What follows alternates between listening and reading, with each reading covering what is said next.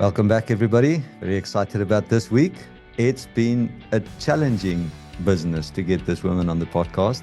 Rashnee Chetty-Hempel, so excited to have you on the podcast today.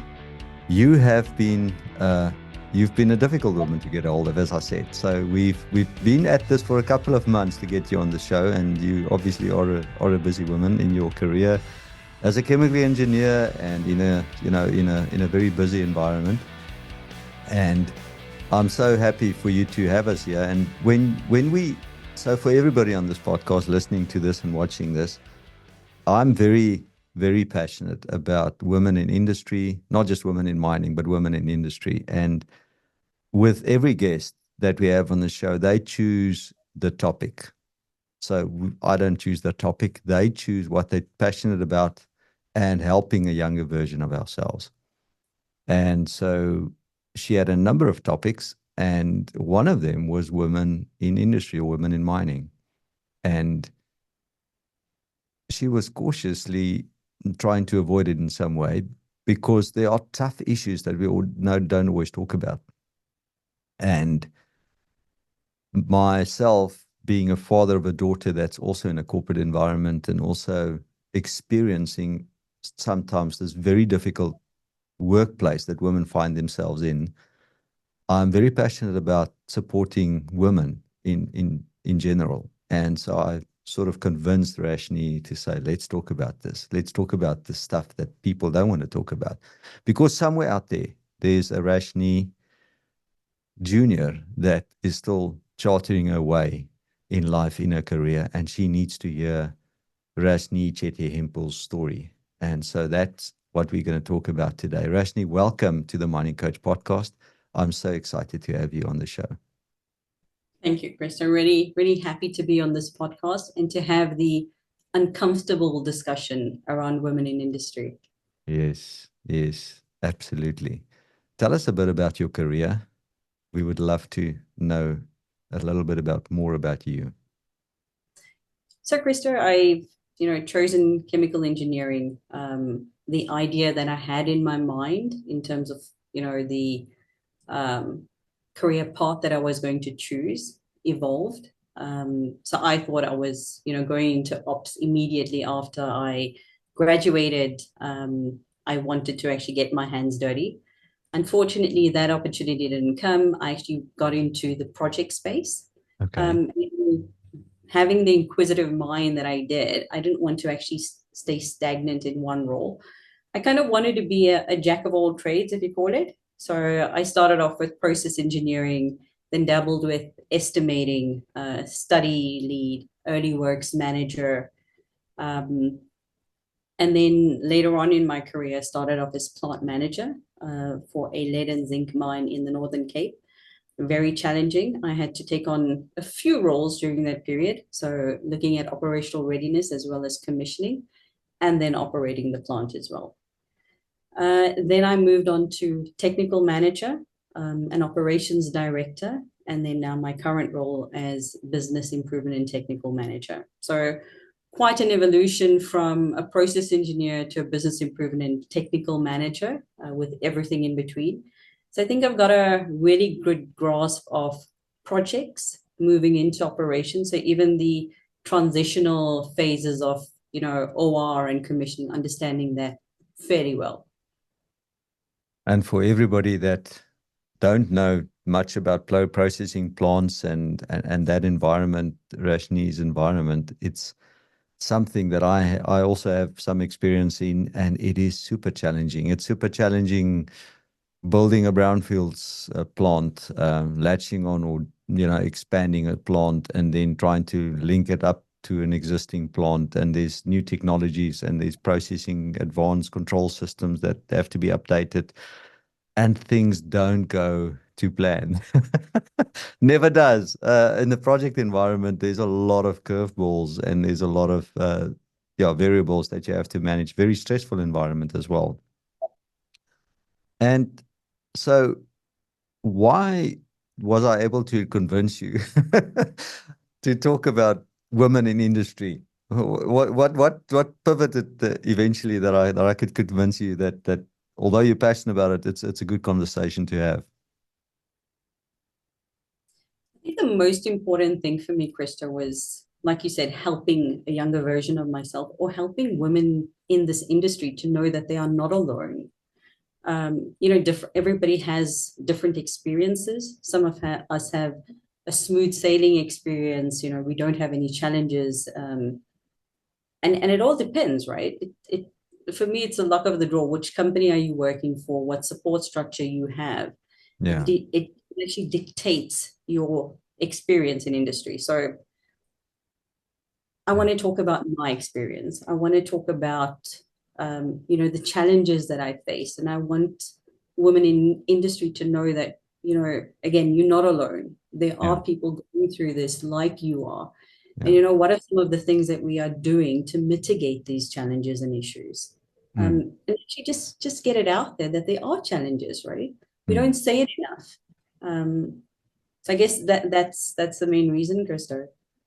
And I love that. I love that we are having very difficult conversations. And because and firstly, congratulations for absolutely being so brave and vulnerable and actually sharing that there are challenges for women and in technical fields like engineering, where it's a very technical field. I remember in our final year, mining engineering, we had one woman out of the 30 that graduated in fourth year. And that just tells a story. And so it was a little bit better. I could see in the first year group, there were a few more women in engineering, but it's definitely male dominant, number one. So what are the challenges that you think are the predominant ones that you've experienced in your career? I think before I get to the challenges, Krista, what I do want to do is actually separate our listeners. And I think that's very important. Okay. So, and the reason I want to separate is because I don't want people to feel that the work that they've done, I'm kind of undoing that. Yes. So with females, you have, in my mind, two buckets of females, or two camps. One that is very supportive, one that actually promotes females, one that is, not afraid to share the spotlight or even give the spotlight away to females.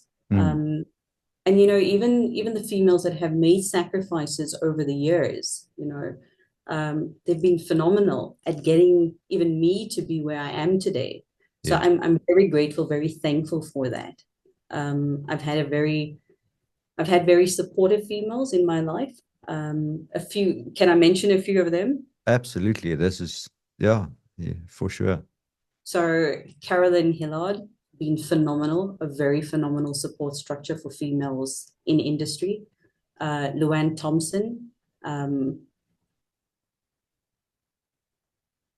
Sorry if I've missed anyone, but Luann Thompson, Carolyn Hillard, Yolanda, Leonie, these females are strong females in the industry and have supported females in industry as well. So I don't want to forget about that. Yeah. Then you get another camp of females, which I've also come across, where, it's the queen bee. I don't want to share the spotlight. It has been hard work for me to get here, so I'm not going to promote another female, because I don't know if they feel at risk. But yeah, you get females like that. Yeah.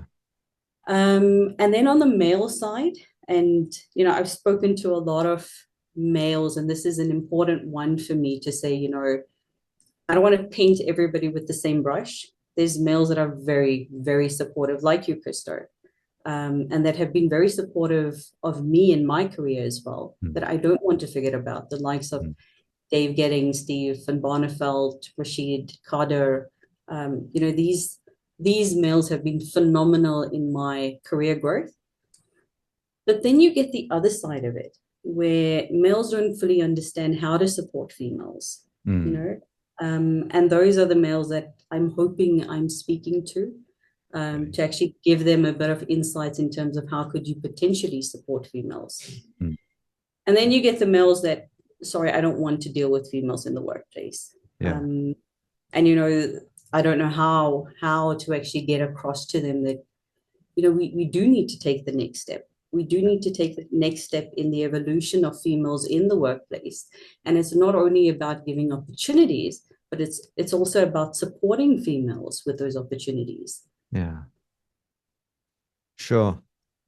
That's a mouthful.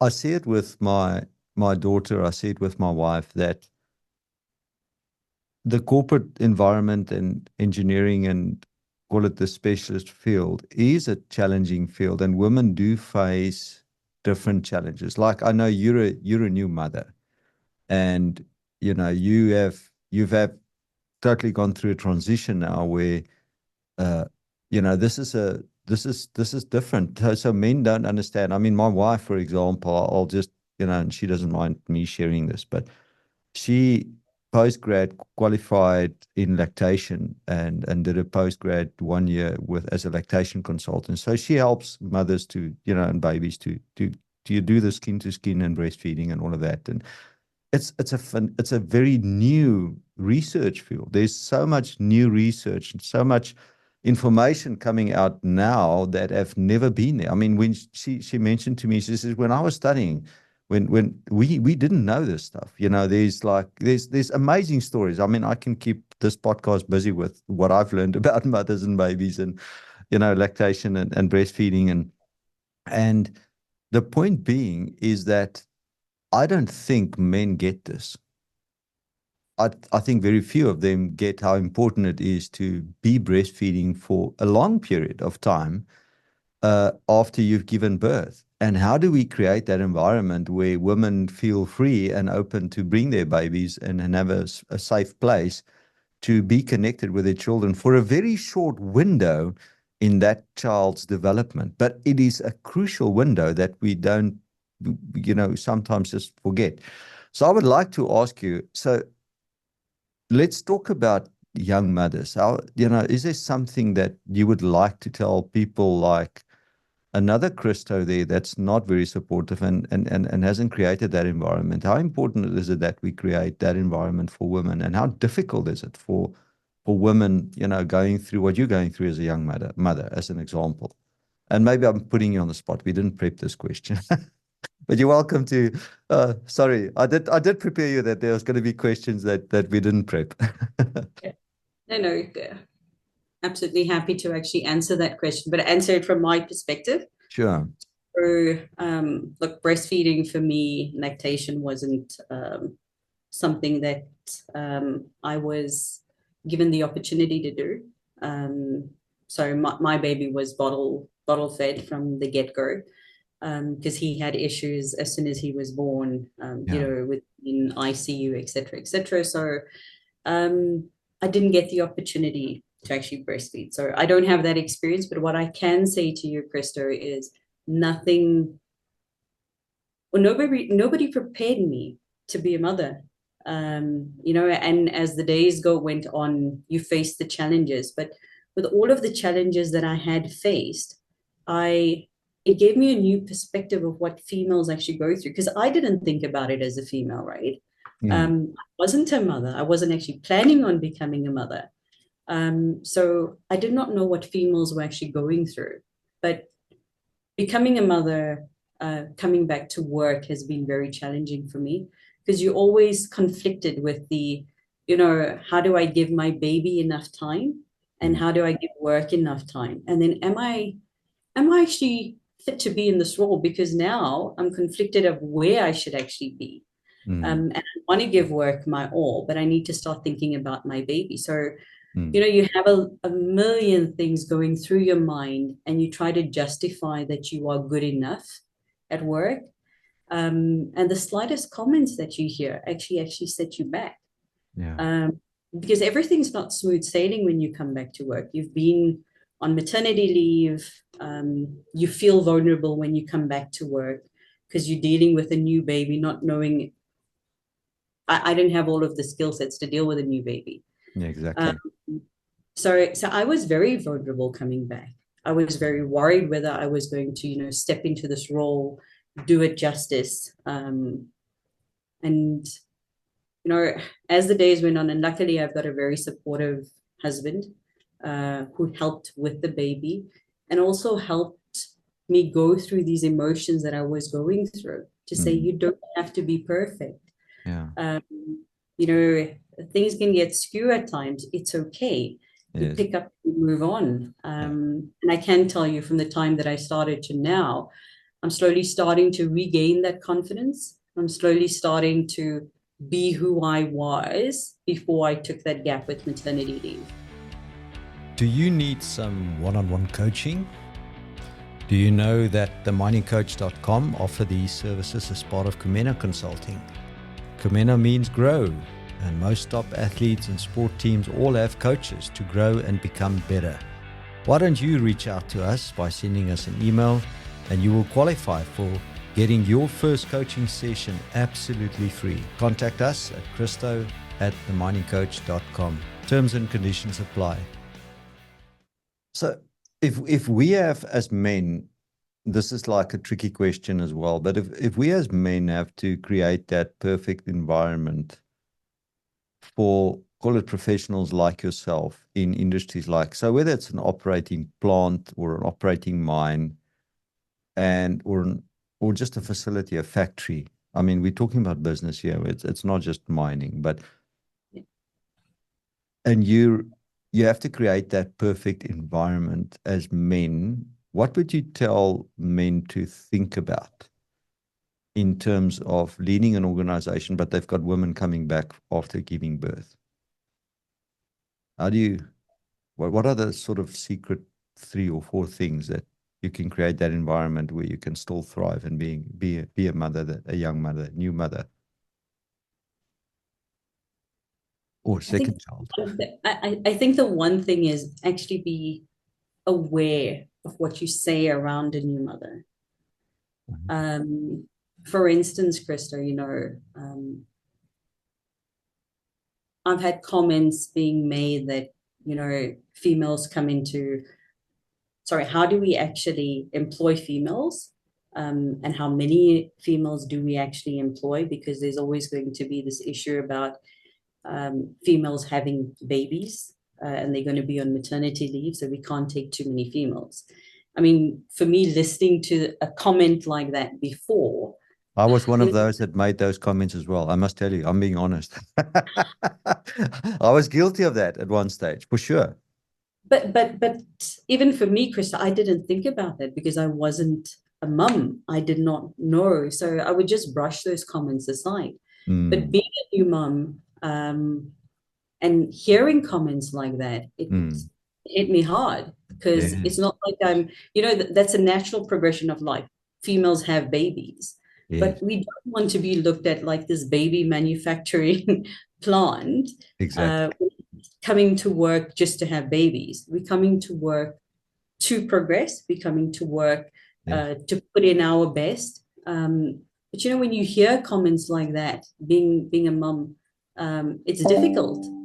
It's very difficult. So what can men do? Just be more aware of what they say around females, right? Yeah. And instead of making the comments or thinking about it in that light, you know, females are here to stay in industry. We are going to be here. So how do we help one another? How do we actually change the way we think? So instead of saying, you know, we shouldn't take a lot of females because they're going to come in here and have babies, why not look at other things? Like, you know, how would you de-risk any other situation? There's insurance if you'd like to look at that. Okay, insurance that insures companies if females, you know, are out of the workspace and they need to go on maternity leave. Look at things like that. Look at more practical solutions. So for me, yes, you can have all of the facilities to support females in that industry, or support new mothers. But what else can you do? Just be more aware of what you're saying and how you behave around these new mothers. And, you know, one of the other things is when I got back to work, I was very self-conscious about how I looked, how I carried myself. And it was a difficult period for me. It was very difficult, especially with having a baby later on in my life. And there were comments made about how I looked, what I wore. And yes, I called the person out for it, but But that also hit me very hard. It was a comment about a dress that I had worn. And somebody said to me, oh, why are you wearing that curtain today? Wow. Yeah. And it knocked me. Yeah. I didn't think that I would take it that seriously and that it would actually stay with me, but it did. So just be aware of what you say around females, especially coming into the workplace after having a baby. It's difficult for us. It really is. Yeah. Moving on from just babies, but women in general. So I've experienced the absolute value that the diversity of thinking brings, and more specifically gender, call it along the gender line now, in terms of diversity of thinking. So there is and I'm generalizing here, but my experience, and I may be wrong, but women and men they do bring different thinking skill sets into a business.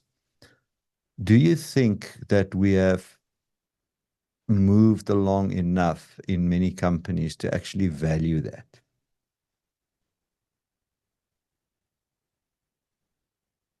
Do women have an equal voice at the boardroom table, as an example?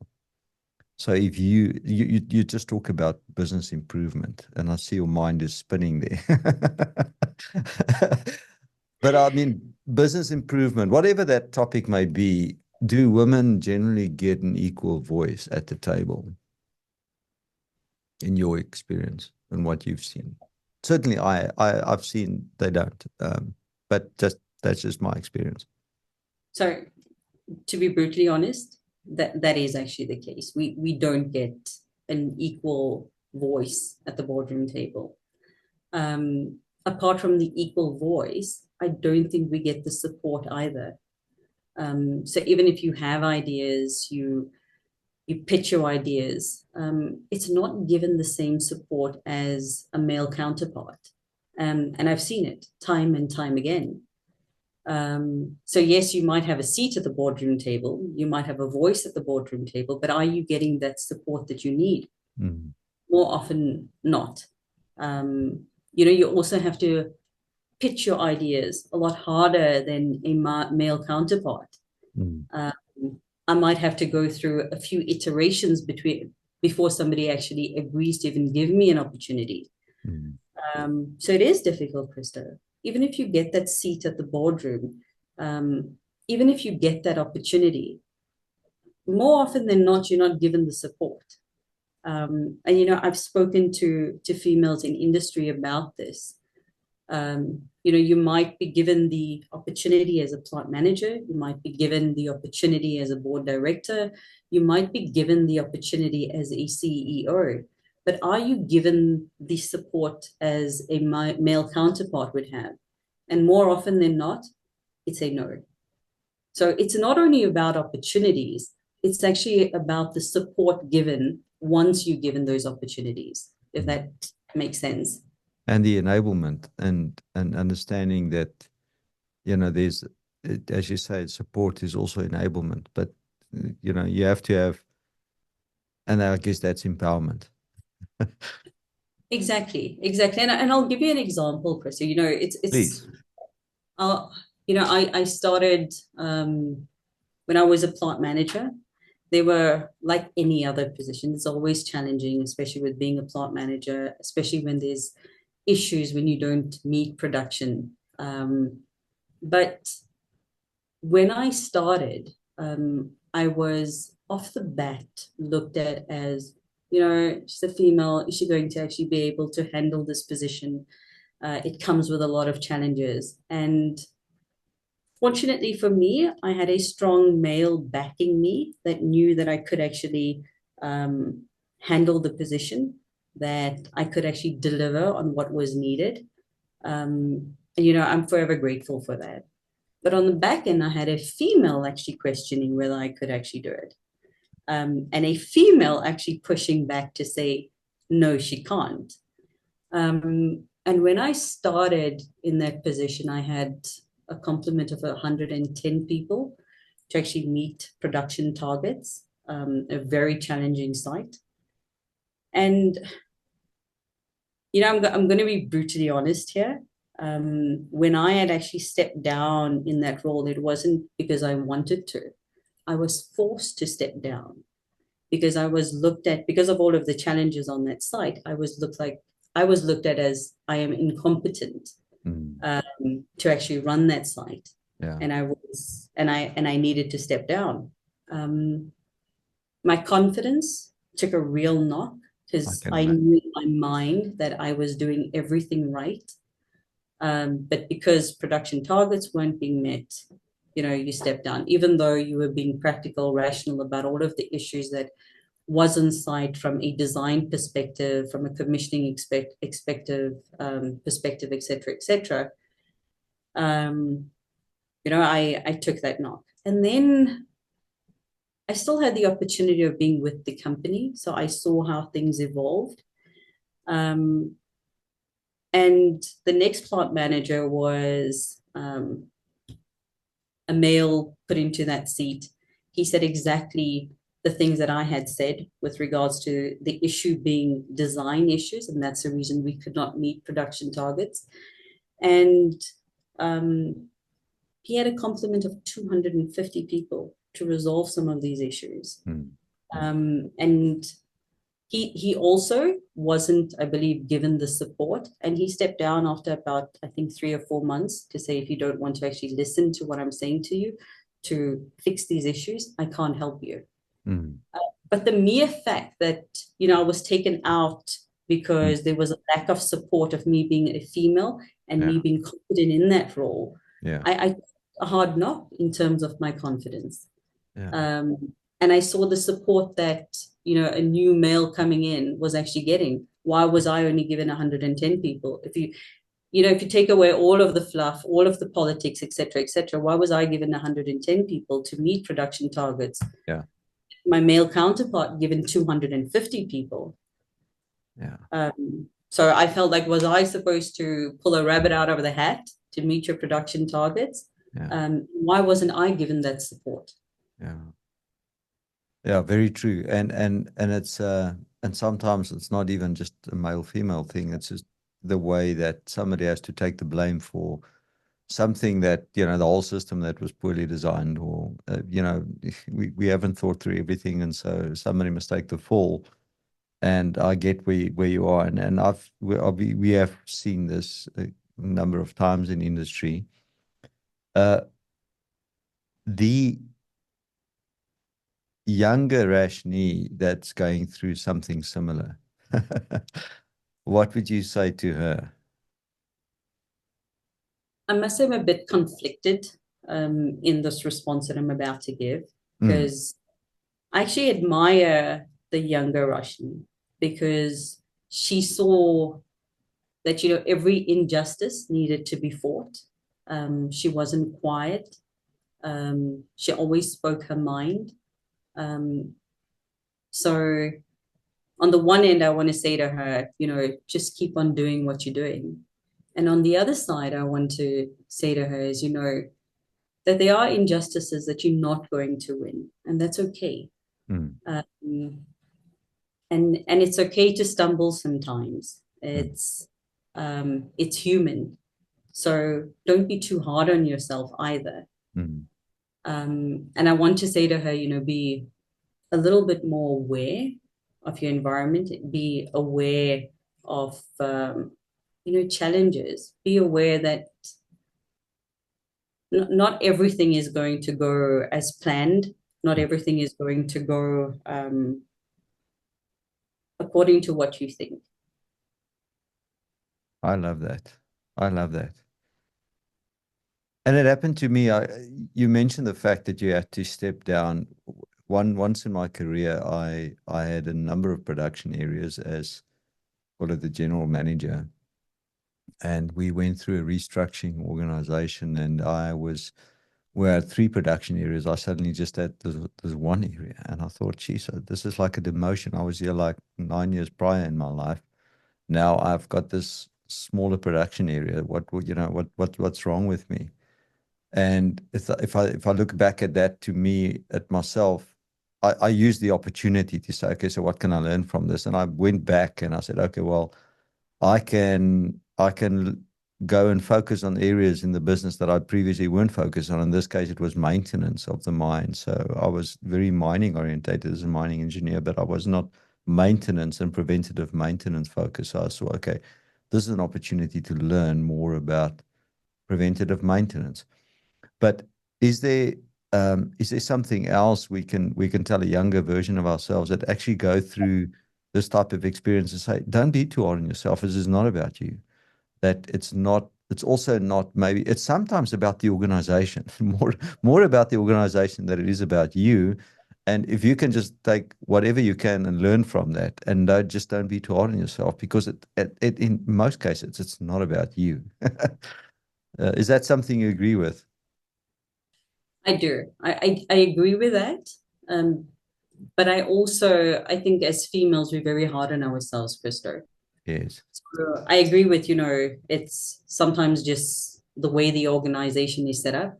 But I think females are a lot harder on ourselves because we want to drive the narrative that we are not, You're we're not capable. less.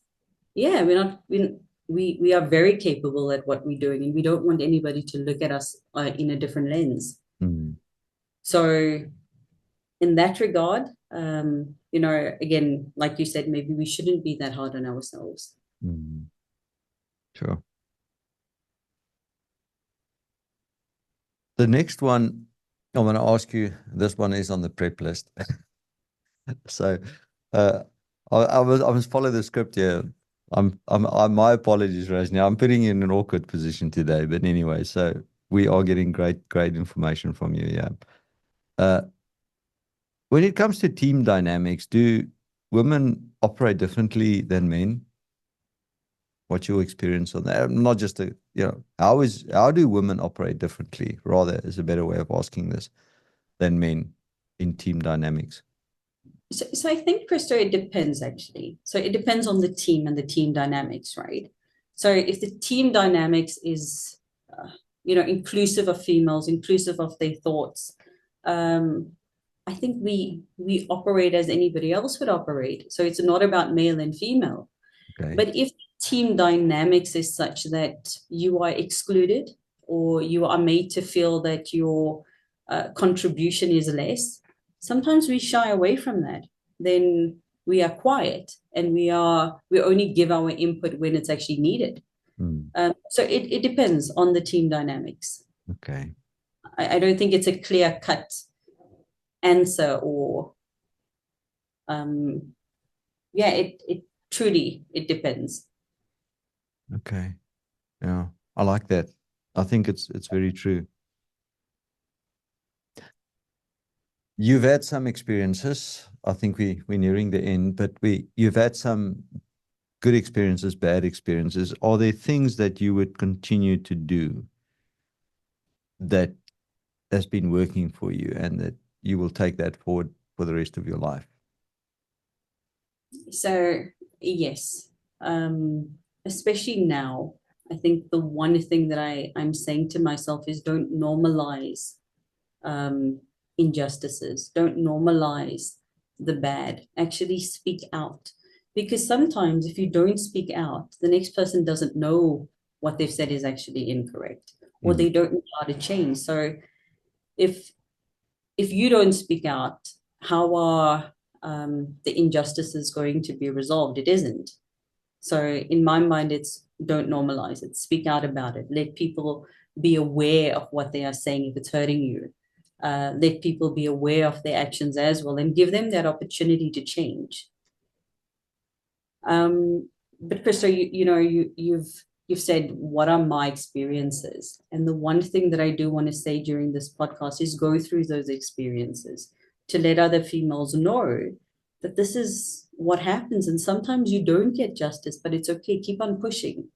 Keep on pushing to make sure that next evolution to females having equality in the workplace is actually met. So I want to start with the first challenge that I actually met when I started earlier on in my career. And it actually shaped who I was, what I actually spoke about as well, and the way my lens changed in terms of, what the working world was all about. So very early on in my career, I was very naive, let me say that. I was very naive to the fact that, injustices couldn't be resolved. I always thought, if there was an issue of racism, it was going to be sorted out and everything was going to be resolved. And, we do not take those things lightly. So that's the way I was when I started my career. And unfortunately, I did come across an incident where there was somebody at work being racist. And I brought it up. And I said, this cannot be tolerated. Brought it up to my manager, brought it up to HR. And unfortunately, I was told, being an Indian female in industry, you're going to come across this, so just accept it. And I was so scared, Christo, to say anything, because that's not something you want to hear when you're bringing up an issue like this, right? Exactly. Especially if everybody's involved, including HR. Yeah. Exactly. And that comment came from HR to me to say, Wow. you are different. You are going to face this. So, just get over it. And I was so shocked by that response. And I was so shocked by the lack of support that I was given. Fortunately, I left the company, moved on to a great company that actually supported females. Actually, they didn't actually make me feel like, I was an Indian female and I was different. It was all based on my capabilities. So I had even forgot about that incident initially, or earlier on in my career. And I thought about, what are my capabilities? What can I do? And like I said, they were very, very supportive. But even in a supportive culture, things actually do go wrong. So I was traveling and somebody had touched me inappropriately. And me being me, I don't keep quiet. I actually, when I got back home, I made it known that this is actually what happened and I'm not comfortable with it. And, my first thought was, the person's going to be fired because things like this is not acceptable in the workplace. And I can say that everybody did, I think, their best to resolve the issue, but the person wasn't fired. The guy had actually made excuses and said he actually didn't know that he did what he did. So I was quite blown away by the excuses that he came up with. And I can say in hindsight, I was quite surprised with the fact that he was not fired, because he should have been. But when you are in the midst of this, you're very worried. You were very worried about, is this going to tarnish my reputation? What is the right thing to say? What is the right thing to do? Am I the targeted whistleblower? Exactly. And you were scared. You were scared. I can truly tell you, even with speaking up and the voice that I have, I was scared. But I knew it was the right thing to do. Yeah. I knew it had to be done.